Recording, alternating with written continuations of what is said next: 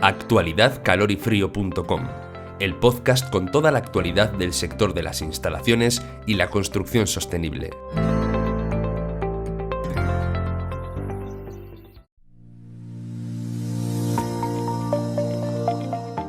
Hola a todos y bienvenidos al podcast de actualidad de Calorifrio.com, un podcast en el que hablamos de las noticias más importantes del sector de las instalaciones y también de las energías y la energía renovable.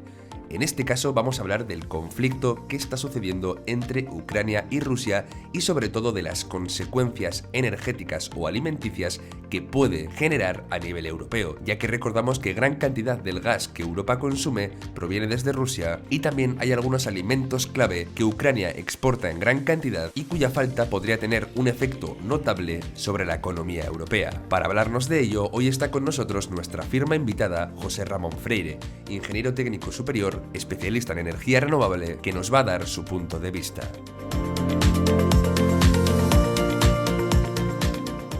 La primera pregunta, José Ramón, es ¿cuál va a ser el diagnóstico energético de este conflicto y cómo puede afectar a la Unión Europea? El conflicto de Ucrania es fruto de una conjunción de muchos factores que se han ido gestando a lo largo del tiempo y sin duda uno de ellos es la personalidad especial, autártica y mesiónica del presidente Putin, pero no es el único factor. Tengamos en cuenta que hay un respaldo importante de una oligarquía rusa, una gran parte de ella vinculada al sector energético.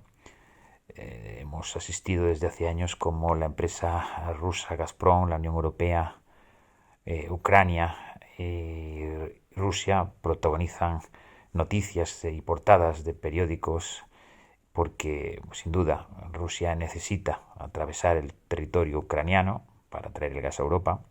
Europa necesita ese gas ruso para no pagar unos precios elevados y Rusia además necesita los ingresos que le proporciona esa venta de gas a Europa. Los gasoductos que maneja el Kremlin proporcionan hasta el 40% del consumo europeo del gas. En la situación actual, de pospandemia, en que había una complicada situación de los mercados de gas y electricidad, un precio de gas en Alemania que quintuplica el de Estados Unidos, una situación de sequía en muchos países del mundo que hace más dependiente la generación eléctrica del gas natural, unas reservas ya de cara al próximo invierno que están en mínimos, una alta demanda de gas en Asia. Todos estos factores colocan al presidente Putin en una situación de ventaja y con una herramienta muy poderosa para paralizar cualquier reacción del mundo occidental, o por lo menos, si no paralizarlo, sí dividirlo. Por eso yo creo que si la ocupación es rápida, si el impacto en la población civil es acotado, el temor de los gobiernos occidentales que están guiados por votos al malestar de la población ante una inflación generalizada, pues puede dar a que finalmente Rusia consiga su objetivo, tenga influencia en Ucrania y ponga incluso un gobierno títere sin pagar por ello el alto coste que se está anunciando. La segunda pregunta tiene que ver, como hemos comentado, con los alimentos y qué parte del mercado alimenticio puede verse afectada por este conflicto. Bueno, desde el punto de vista alimentario, empezar diciendo que Ucrania es uno de los principales proveedores de cereales de la Unión Europea. Este país valga como dato que un 29% de las exportaciones mundiales de trigo y maíz tienen como origen este país. Y estas exportaciones pasan por los puertos del Mar Negro. Además, Rusia y Ucrania también representan un 80% de las exportaciones mundiales de aceite de girasol. Esto, bueno, pues quiere decir que Rusia y Ucrania no fabrican nada importante, para eso ya está China, pero son estratégicos para nuestra alimentación, igual que veíamos que eran estratégicos para el mercado energético europeo, ¿no? Luego, otro dato importante es que China es el mayor importador de alimentos ahora mismo. China importa, por poner un ejemplo, más de 95 millones de toneladas de soja. Es decir, por un lado tenemos a Rusia y Ucrania, grandes productores de cereales, que en caso de verse sometidos a sanciones venderán a China a buen precio, y una Europa occidental que necesitará importar cereales de otros mercados. ¿De dónde? Pues por ejemplo de Estados Unidos, el primer productor exportador de soja, de maíz y de trigo. ¿Esto qué quiere decir? Bueno, pues que un conflicto prolongado en el tiempo y con sanciones a Rusia tendría un gran damnificado. Ese gran damnificado sería Europa en un sentido amplio, incluyendo también a Rusia dentro de este concepto de Europa.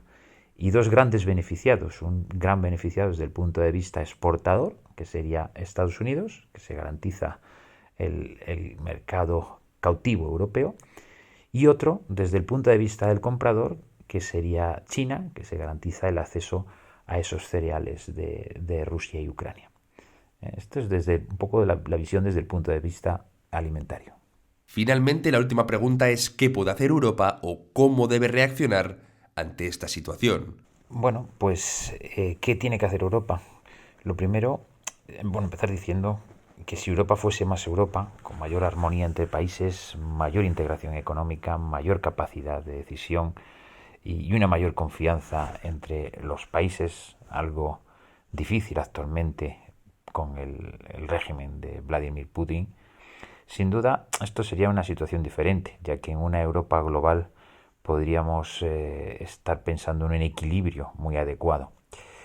Como esto no se da, Europa pues tiene que actuar sobre todo en dos frentes. Por un lado, reducir la dependencia energética, pues vemos que esto elimina uno de los elementos de inestabilidad del mundo, la dependencia energética.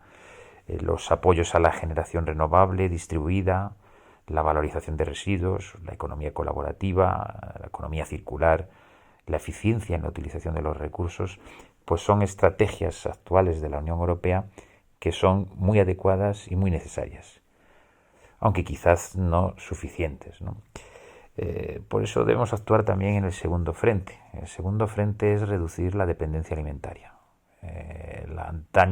Antiguamente la generación de alimentos estaba muy distribuida, pero con la mecanización y la globalización la producción de alimentos en determinados países aumentó y Europa, pues no competitiva en el campo, lo fue abandonando.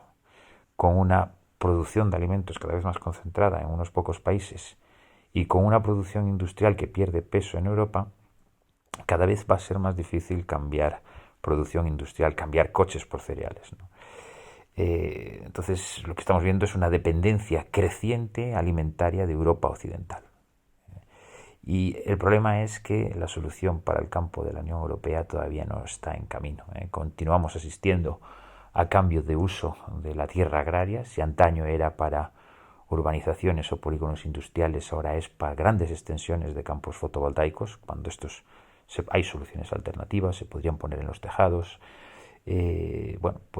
Quizás aquí la Unión Europea pues debe trabajar y debe intentar caminar en estas vías, ¿no?, de la autosuficiencia energética y la autosuficiencia alimentaria. Muchísimas gracias, José Ramón, por darnos tu punto de vista sobre un conflicto tan complejo y cuáles pueden ser las consecuencias o las soluciones de dicho conflicto a nivel energético. Y hasta aquí el podcast de actualidad de calorifrio.com. Esperamos que esta información haya sido interesante, os haya dado una perspectiva más sobre este conflicto entre Ucrania y Rusia tan complejo a nivel político, a nivel social y también a nivel energético. Las consecuencias de una guerra como esta son devastadoras a muchísimos niveles y la energía es otro de los temas que también está sobre la mesa. Para más información, ya sabéis, suscribíos al podcast de actualidad de calorifrio.com. En la web podéis visitar la última hora energética también sobre este conflicto y cualquier otro tema del sector de las instalaciones o las energías renovables. Muchas gracias por vuestra atención y hasta pronto.